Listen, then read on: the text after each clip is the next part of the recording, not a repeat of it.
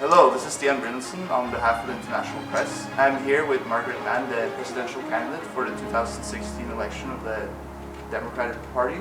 I'll be asking her some questions. Welcome, Margaret Mann. What is your experience with the military? Well, seeing as though my brother served in the military and dedicated his life to it and eventually gave his life to it, I very much feel that we need to support those who do serve our country in the armed forces. I feel as though it's such a wonderful calling and really respect those who do choose to go along that career path. I see. And what are your views on gun control? Well, I believe that we need to ensure our nation's safety. I believe that we need to have greater background checks before we license guns, and we need to make no gun zones stricter around schools to ensure that school shootings no longer happen.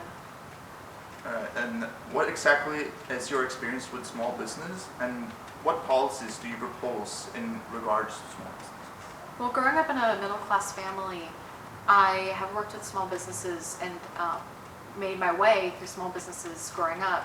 And so I very much so want to encourage the growth of businesses of all sorts. I do not restrict myself to only small businesses. I believe that we need to encourage all types of funds and economy boosters, regardless of what type it comes from. And so we want to look for fairer loans and better pay for our workers. All right, and tell me more about your family life. Well, I have a son.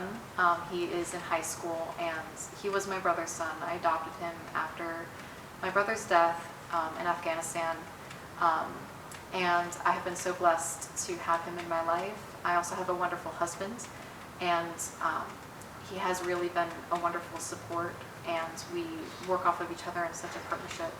I believe that having a good family relationship is a core value of America, which is why I enjoy having that opportunity so greatly, and I love my family. We spend so much time together. And finally, tell me more about your educational history at UVA and Princeton, and what reforms do you think will help the youth? Well, I feel as though we need to be able to better compete in the global education, seeing that we have been falling behind in several ways. I found that while at my universities I had wonderful opportunities open to me. However, those opportunities aren't open to everybody. I was extremely blessed to be able to have the ability to be there. But I believe that we need to increase the caliber of our educational system, not just base it off of standardized tests where teachers are just checking off boxes and teaching their students things based off of the tests. I believe that we need to actually have them be taught what they need to know to compete in the world and really be well-rounded people as well as students. Thank you for your time. It's been a pleasure.